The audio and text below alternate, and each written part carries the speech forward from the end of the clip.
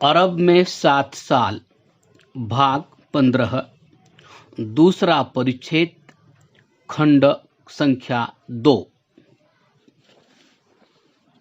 Cairo अर्थात मिस्र को प्रस्थान। अकबा से 6 घंटे की दूरी पर मिस्र की सीमा आरंभ होती है। सीमा पर नकब का थाना है। थाने के अतिरिक्त यहाँ कोई आबादी नहीं है। जब मैं थाना में पहुंचा तो मुझसे पासपोर्ट मांगा गया, क्योंकि बिना पासपोर्ट के कोई भी मिस्र नहीं जा सकता। मैंने उत्तर दिया कि यह सारी पृथ्वी परमात्मा की है और हम भी परमात्मा की प्रजा है। हमारे पास उसका पासपोर्ट है, परंतु थाने वालों ने इस पर कुछ ध्यान नहीं दिया। नकब थाना से टेलीफोन, तार, रेल, मोटर के जरिए सारे मिस्र के साथ संबंध है। अल अरिश अर्थात सैन्या में, जो कि मिस्री सीमाओं का एक बड़ा केंद्र है, एक बड़ा अरब गवर्नर रहता है। थाने में से मैंने टेलीफोन किया कि क्या मुझे कृपा करके मिस्र में आने की आज्ञा दे सकते हैं। उसने मुझे कोई उत्तर न दिया, परंतु थाना के सिपाहियों से कह दिया कि मुझे कहीं मत जाने दो। मुझे सिपाहियों ने आज्ञा दी कि अब तुम कहीं नहीं जा सकते। पूछने पर उन्होंने यह भी बतलाया कि मिस्र का बादशाह जलालातल मलिक फव्वाद है, जो कि एक मुस्लिम बादशाह है।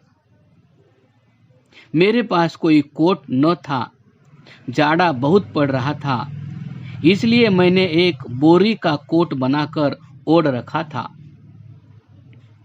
दूसरे दिन गवर्नर की भेजी हुई एक मोटर आई, जिसमें एक हवालदार साहब बैठे हुए थे। उन्होंने मुझे मोटर में बैठने को कहा। मैं बैठ गया। थोड़ी देर में अल अरिश पहुंच गए। अरब गवर्नर ने मुझसे भारतवर्ष से लेकर यहाँ तक पहुंचने का सारा वृत्तांत पूछा। मैंने उसे बता दिया कि मैं जिस इलाके में जाता हूँ उसमें प्रवेश करने से पूर्व वहाँ के बादशाह से आज्ञा ले लेता हूँ। उसे पूरा विश्वास हो गया कि मैं एक सच्चा मनुष्य हूँ और ईश्वर की आज्ञा पालन के लिए लोगों में हिजबुल्लाह धर्म का प्रचार करने निकला हूँ। मैं बादशाह फवाद से मिलना चाहता हूँ, इसलिए उन्होंने एक तार जलालातल मलिक के पास काहिरा में भेज दिया और मुझसे कह दिया कि जब तक उत्तर न आवे तुम अल अरिश से कहीं बाहर मत जाना। 2 दिन तक तो मैंने हिजबुल्लाह का खूब प्रचार किया और जमीयत अल हिजबुल्लाह अर्थात आर्य समाज भी बना ली। रात के 10 बजे का समय होगा। 10-20 मनुष्य मेरे पास बैठे थे और मैं उनमें प्रचार कर रहा था। इतने में एक सिपाही ने मेरे पास आकर कहा कि चलिए, थाने में तहसीलदार साहब ने बुलाया है। मैं थाना में पहुंचा तो तहसीलदार साहब थाना से बाहर जा चुके थे, इसलिए मुझे दूसरे दिन आने की आज्ञा हुई। तहसीलदार साहब का लड़का मेरा मित्र बन चुका था और हिजबुल्लाह का सदस्य था। वह भी उस रात्रि को मेरे प्रचार में सम्मिलित था और उसकी बहन, जो स्कूल में पढ़ रही थी, उसके साथ आई थी। थाना में यह दोनों मेरे साथ गए थे। दूसरे दिन सवेरे मैं लड़कों के स्कूल में गया। वहां अंग्रेजी और अरबी की शिक्षा दी जा रही थी। मैंने जब उन लड़कों के साथ अंग्रेजी में बातचीत की तो मेरी अंग्रेजी को सुनकर वहां के लड़के और मास्टर बहुत प्रसन्न हुए। उनको मेरा बोलने का ढंग बहुत भाया, क्योंकि डिड को दिद और वाट को वत कहते थे। तहसीलदार साहब का लड़का अपने हेडमास्टर साहब से छुट्टी लेकर मेरे साथ आया था और मुझे लड़कियों के अंग्रेजी स्कूल में ले गया, जहां उसकी बहन पढ़ती थी। बहन ने भाई को आते देखा तो उठकर उल्लास से बाहर आ गई और मेरा परिचय अपनी शिक्षिका से कराया। मेरे बोरी वाले कोट को देखकर कन्याएं खूब हंसी और कहने लगी, क्या यही आदमी अंग्रेजी जानता है? ये तो पढ़ा लिखा नहीं जान पड़ता। परंतु मैंने जब उनसे अंग्रेजी में बातचीत की तो उन पर प्रभाव पड़ा। शिक्षिका ने उसी समय एक दर्जी को बुलाया और उसे मेरे लिए एक मिस्री लिबास बनाने के लिए कह दिया। मैंने बहुत कहा कि मुझे बढ़िया लिबास की आवश्यकता नहीं, परंतु उन्होंने एक न सुनी और उसी शाम तक कपड़े सिलकर भी आ गए। मुख्याध्यापिका ने मुझसे कहा कि आप नित्य 1 घंटा इन कन्याओं को अंग्रेजी पढ़ाने आया कीजिए। स्कूल से निकलकर मैं थाना में आ गया। तहसीलदार साहब ने कहा कि मिस्र से एक तार आया है। काहिरा की पुलिस जलालतल मलिक से आपके मिस्र में प्रवेश की आज्ञा मांग रही है, परंतु जब तक वहां से स्वीकृति नहीं आती उस समय तक आप अल अरीश में रहें। आप सारा दिन जहां चाहे घूम फिर सकते हैं, परंतु रात के 10 बजे थाना में सोया करें। मैं जब रात को थाना में सोने के लिए गया तो देखा कि हवालात यात्रियों से भरी हुई है। जो लोग फिलिस्तीन की ओर से बिना पासपोर्ट के मिस्र आते हैं, चाहे वे लोग मिस्र के हो चाहे विदेशी, उनको हवालात में रोक दिया जाता है। जब तक पुलिस उनके गांव और अन्य बातों का ठीक ठीक पता नहीं लेती तब तक वे वहीं बंद रहते हैं। कुछ रोज हवालात में रखने के बाद उन्हें सिपाहियों के साथ वापस उन देशों की सरकारों के पास भेज दिया जाता है। मैं नित्य रात को थाने में सोता और दिन को अल अरीश प्रचार करने के लिए चला जाता। एक बार भारतवर्ष के कुछ दरवेश मिस्र को जाते हुए अल अरीश में पकड़ लिए गए।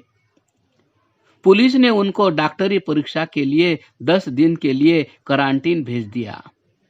मैं नित्य उन दरवेशों के पास जाता था और उनकी सहायता करता था, क्योंकि उनके पास धन न था। क्वारंटीन के स्थान से उनको बाहर जाने की आज्ञा न थी। क्वारंटीन के बाद उनको फिलिस्तीन की गवर्नमेंट के हवाले कर दिया गया, क्योंकि ये वहीं से आए थे। मैंने पूरे 2 मास तक यहाँ प्रचार किया और हिजबुल्लाह अर्थात आर्य समाज स्थापित की। पौने 2 मास के बाद मुझे मिस्र जाने की आज्ञा मिली और इसके साथ ही हिजबुल्लाह के प्रचार करने के लिए भी आज्ञा मिल गई। आज्ञा मिल जाने के बाद भी हिजबुल्लाह के मेंबरों के आग्रह करने पर मैं अल अरीश में कुछ दिन और ठहर गया। इस पर पुलिस ने अरब गवर्नर को लिख दिया कि यद्यपि मुझे 15 दिन से मिस्र जाने की आज्ञा मिल चुकी है, परंतु अब तक यह व्यक्ति अल अरीश में घूम रहा है। मुझे गवर्नर साहब ने अपने पास बुलाया और कारण पूछा तो मैंने उत्तर दिया कि जब मुझे सारी मिस्र भूमि में घूमने की आज्ञा मिल चुकी है तो मेरी इच्छा है जहां जितने दिन चाहूं प्रचार करूं। अल अरीश भी तो मिस्र की भूमि है। गवर्नर साहब यह सुनकर बहुत संतुष्ट हुए और मुझे 2 मिस्री पाउंड प्रदान किए। अब काहिरा ले चलने से प्रथम आपको अल अरीश की कुछ और बातें भी बता दूं। मैं कह ही आया हूं कि मिस्र की सीमा नकब थाना सेना से आरंभ होती है। इस थाने में टेलीफोन लगा हुआ है जिसका संबंध अल अरीश और स्वेज से है। यहाँ से 2 सड़कें जाती हैं। एक मार्ग तो स्वेज को जाता है और दूसरा अल अरीश को। नकब से 2 दिन की दूरी पर कुंतला आता है। कुंतला से 1 दिन की दूरी पर अल अरीश है।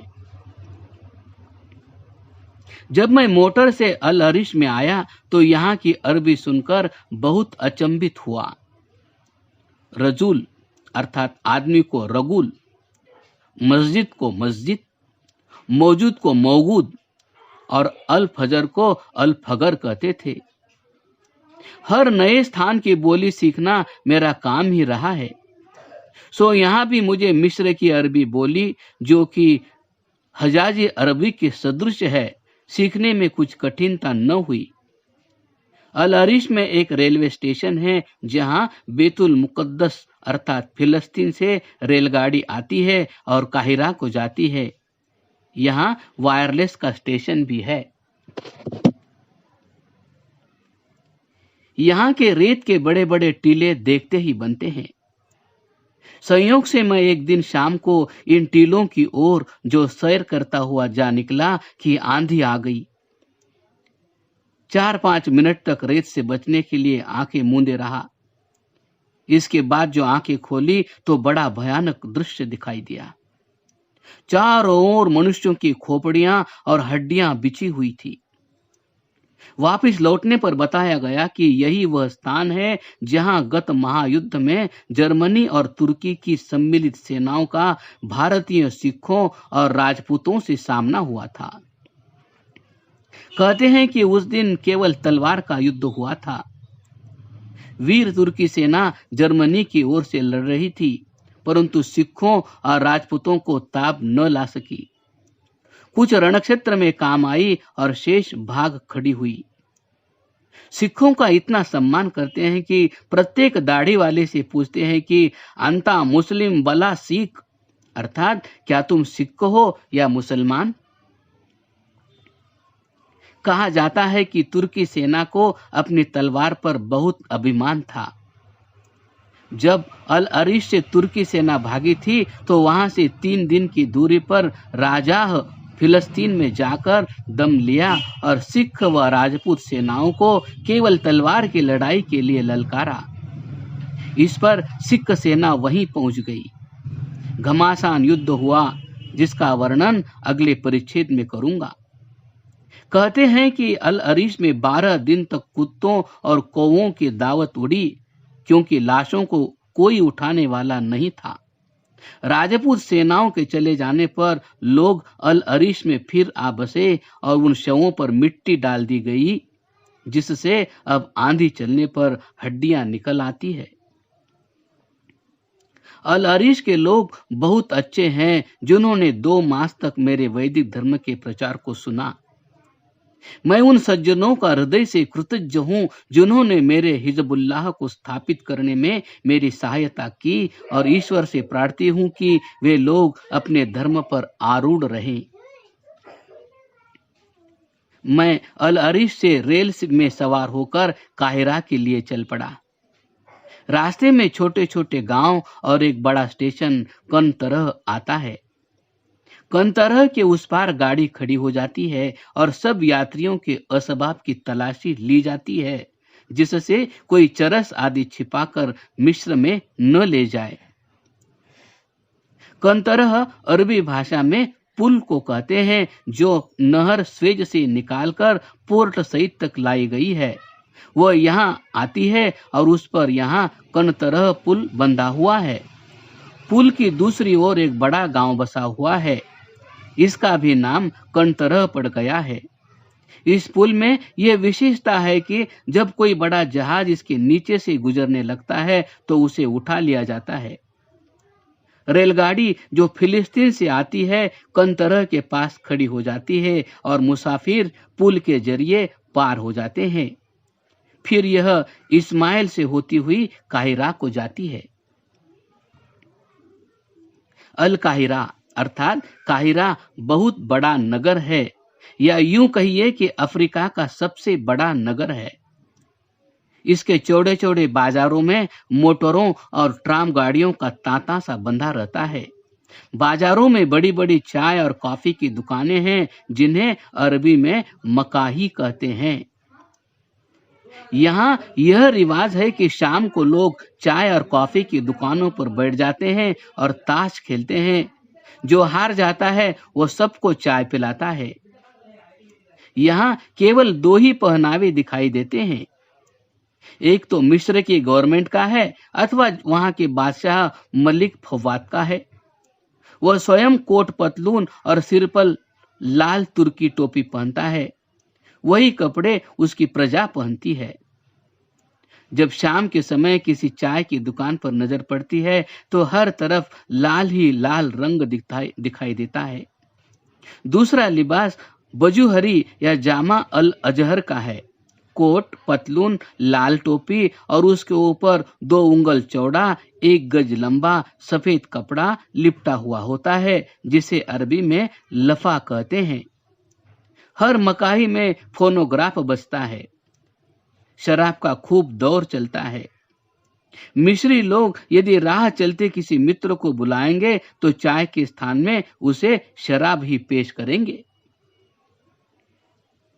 यहाँ स्त्रियां अधिकतर यूरोपियन भेष में रहती है। बुर्का तो कोई पहनती ही नहीं।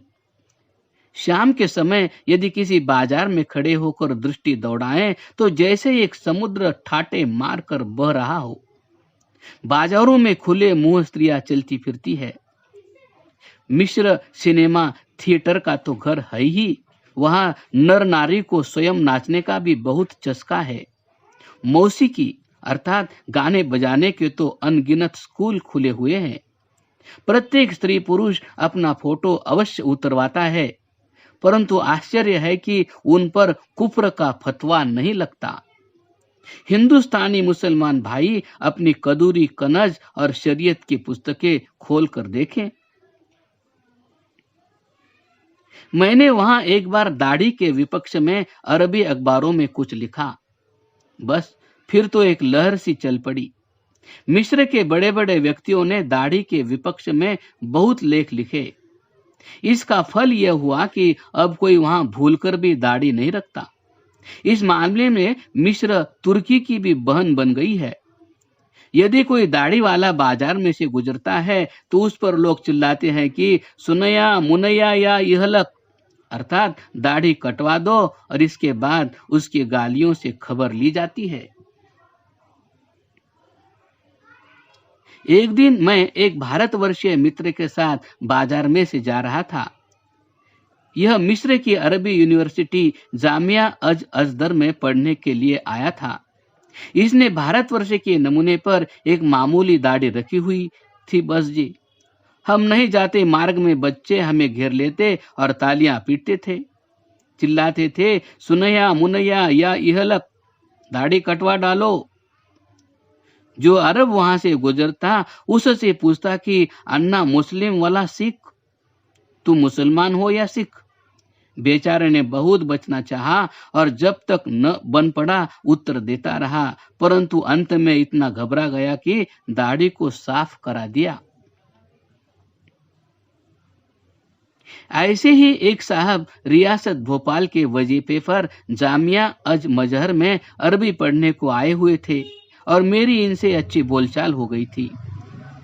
उनकी भी लंबी दाढ़ी से खुदा का नूर टपकता था। एक दिन क्या देखता हूं कि दाढ़ी साफ करवा दी और ऐनक लगाए हुए जा रहे हैं, जिससे कोई पहचान न सके। मैंने साधारण तौर पर उन्हें बुलाया और इस एकाएक परिवर्तन का कारण पूछा।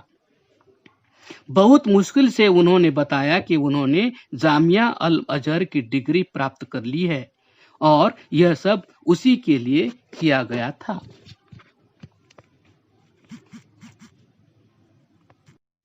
मिस्र में दाढ़ी वालों से एक सा व्यवहार होता है। एक बार दक्षिणी अफ्रीका से कुछ बोहरे मुसलमान यहाँ आए। उस दिन नगर में साद जगलोल का जन्मदिन मनाया जा रहा था। नगर के सारे बाजार सजे हुए थे। शाम का समय था। जिस बाजार से ये स्त्री पुरुष गुजरते थे, बच्चों का झुंड उनके पीछे पीछे था और तालियां पीट पीट कर इनको हैरान कर रहा था। दाढ़ियां लटक रही थी और स्त्रियों ने अपने सिर से पांवों तक बुरके से इस प्रकार ढक रखा था कि यह भी जानना कठिन था कि इसके भीतर पुरुष है या स्त्री। ऐसा बुरका भोले बच्चों ने कभी अपनी आयु में न देखा था। तालियां पीटे जाते थे और चिल्ला चिल्ला कर अपनी भाषा में कहते थे, सुनया मुनया या इहलक, अर्थात दाढ़ी कटवा डालो, दाढ़ी कटवा डालो। मैं कुछ देर तक यह कौतुक देखता रहा, परंतु नहीं कह सकता कि इसके बाद क्या हुआ। क्रमशः